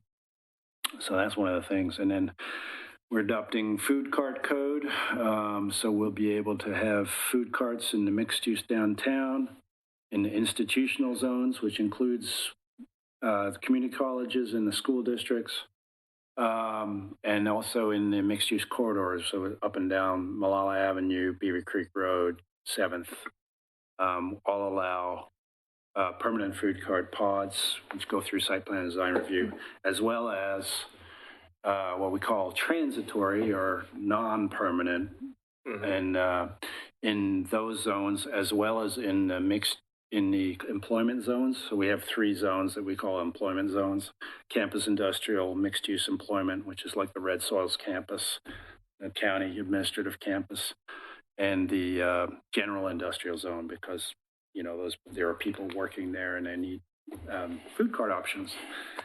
So that's finally moved forward. And What portion of the downtown is mixed use? outside of the design district, so not within the Main Street area. So areas along Washington Street there, near Abernathy Creek, those areas? Yeah, anywhere that's in the downtown design district, which is the traditional downtown core along Main Street, they're not allowed there. But anywhere else in the mixed use downtown, which is Washington Street up to Clackamas Park, and then clear down to Willamette Falls District, and in the Willamette Falls District, which is the mill site, those were already allowed. So, yeah, and there is significant interest in that. So, for example, I think there's interest in doing a food cart pod in the old Spicer Brothers lot. That would be great. And that would be Up across the way with Lowe's. Right. Their food isn't that great. It's because they wouldn't be allowed to let a food cart come in. And then the other update is we've put in a grant application to Oregon Department of Transportation for updating the comprehensive plan, and we were awarded that, so that was $120,000, and then we're asking for another $90,000 from Department of Land Conservation and Development through a technical assistance grant. That has not been awarded yet. We submitted it last week, and the hope is that we can combine both of those sources into one and hire one consultant with one scope to help guide that process. And I think that both agencies are on board with that idea, which is kind of historic because they generally have not been in the past. But I think there's a movement that the Transportation and Growth Management Program and the Technical Assistance Grant Program are combined, or at least coordinated by the state, which will be a great efficiency that we can have and then the comprehensive plan scope that we have in place. Generally, it's going to be a 1 year of visioning before we ever actually sit down and write the code. So there's going to be a lot of outreach, and we're really trying to broaden the outreach to pick up people that have typically not been able to participate in the comprehensive planning process, and that's going to be a challenge, but it's something that's written throughout the scope. So that includes people who may have to work 2 jobs, and we have to find other ways to engage them, and that kind of thing. So it'll be challenging. We have to find the right consultant. So that's that. Thanks. What's going on? Good. Good. Future agenda items. Right. Again, I'll get back to Pete about this lady and the bird issue, because it just intrigues me. What do we want to do about this tour? I mean, we're looking of Kanima. We're looking for somebody to go with us that has some expertise. Well, if we have more than 2 members on a tour, we have to advertise it as a public meeting, and we have to have us what? It has to be noticed as a public meeting. I think a site tour. It can be a site tour without any deliberation. And as long as there is no deliberation or discussion that might influence a future decision, we don't have to do a public notice. But we have to. DSL would be logical, but maybe they're tired of this whole thing. I don't know. I don't know. I don't know. I don't think this is fully resolved yet because the building permit process is still unfolding, and it's. Well, you made a point to me that you're really watching that area, and with these cottage homes, there's a whole bunch of other ones being designed. Tentatively, yeah. We've had a pre-application conference. Scrutiny. Yeah. So I think that's good. Yeah. I don't think some of the people out there know where the NROD is and isn't. You know, because there's already protections in place. Yeah. In some cases. But, Well, this wetland was the only wetland that we knew of that didn't touch the existing NROD. So it made sense to include it. Whether or not there are other waters on either side of it, you know, we don't have the resources to do that analysis at this point. Yeah, so. Well, I'm not trying to push the idea to have a tour at all. Well, if people wanted to, whatever, we need to find somebody with some expertise. The issue comes up all the time. Oh, it does. Yeah, Yep. it does. It does. Yeah. And I'm not sure what it would, I don't know. I don't know what the benefit would be. I'm sure there's benefit I need to go on site and I need to see what's going on for sure. Because I've only been looking at that one area. I've seen Karen's backyard from the Chris Staggs' side, from the development site, but I haven't seen the culvert that was supposedly put in. And I need to coordinate with Public Works on that because it wasn't clear to me whether or not that had been done by Public Works or who did it or what permits were done and when. It's kind of a gray area. But if it influences the hydrology, then we need to talk about it. Well, it seems like we need to find somebody that could provide some clarity, that has expertise. Yeah. If it's important enough to do. The other item I'd like to include on the agenda, now I thought about, was the Clackett Park. They had a hearing, which I was not at, work session. And the Clackett Park is now a master plan kind of concept. The commission's kind of agreed to do something. And I think we should be involved. PrAC has been involved. And I think we should have a chance to be involved in whatever process people want to pursue, because there's a lot of things we could have input on, repairing habitat enhancements down there and all that. The boat ramp, it looks like, is going to be kind of fading away, shall we say, possibly from the thinking. And now there's other things that could happen there. So I just would like to see us have a chance to interact with that, however we do that. PrAC had a joint meeting with the city commission. Yep. It was, I think it was a very good one. Yep. And discussions were made regarding the establishing a more of a riparian area in the place where you've got that gravel road and so forth that goes along the side, and a lot of interest was expressed by the city commissioners as well, and questioning the need for long-term boat ramp being there. But we're talking about the RV park and perhaps having the area that's a parking lot next to the McDonald's on the north side there. Possibly be included in the RV park and have the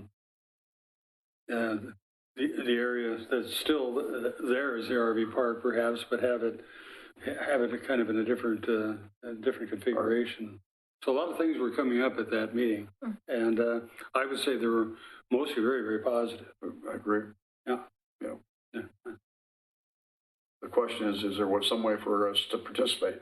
As a committee? That's my question. And Phil Lewis, I talked to him briefly after the meeting, and I didn't talk about getting a presentation, but I will talk to him about that tomorrow and see what we can arrange. Sure. Yeah. And then we'll want to get more information and background on the Willamette River Greenway. I can send you stuff outside of the meeting as well, but in order to get a decision, we'll need to revisit it at the next meeting. Yeah. And I'll talk to Kelly Reed about that.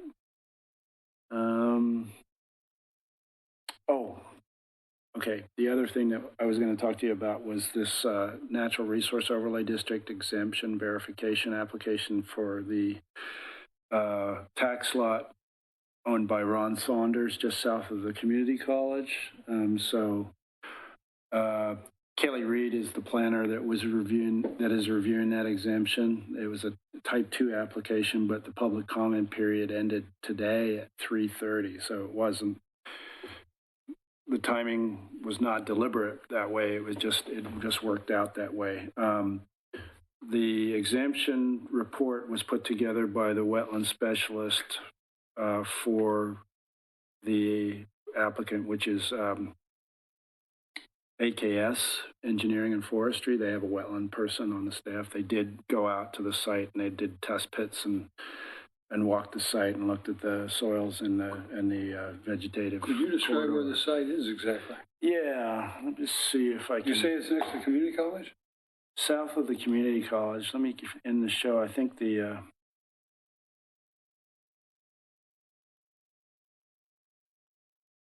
I think we still got that up. There we go. Okay. So it's this parcel. Wave here, right here. So the Glen Oak Road Park site is here. Yeah. And then there's this Christmas Tree Farm, and then there's this piece here. Myers Road connection is going to be crossing the northern portion of that site and connecting up to Myers Road eventually. So the city did a delineation for the portion of Myers Road going up here. And the owner, this is zoned campus industrial. All of this area here is zoned campus industrial. Our NROD overlay shows a old Title III stream that went through this property, but I think what it actually does is it's been piped and channelized in the past, and it ends up crossing over Glen Oak Road and going into this drainage system on the south side of Glen Oak Road. A lot of that is open. Is that connecting any way to this Caulfield Creek? You know, I'd have to look at the... It has to be in the watershed. Yeah, it's in the watershed. Because that tree kind of bends to the left there, and there's that impoundment. Looks like that's part of that. So what they're requesting is a determination by the city that those NROD values are no longer existent on that parcel. And we have not issued a decision yet, and I don't know whether there were any public comments received on that application today. Is it that area without the trees? Yeah, it's this. So it's been cleared. I mean, yeah, okay. It was grazed for a while. He had done nursery plantings there in the past. I think he did do some illegal grading in 2006 and was in code enforcement, which was difficult to enforce. So anyway, that's what they've applied to do through the Type 2 review process. Where is Fairway Downs? Fairway Downs? I think it's over here. Okay. Yeah. This area? Yeah, okay. I was trying to get a feeling for it. I mean, that's where, Caulfield. Yeah, I should really look at the city's GIS. This is. Are we upside down here? Which is south? South is. Yeah. Okay, it's off that way. Okay, then it makes sense. Yeah. But so that's going on, and I don't know what the status of the staff report is, but it sounds like it will be approved as an exemption. Yeah. Anyway, so I wanted to report on that, and that's all I have. Yeah. All right.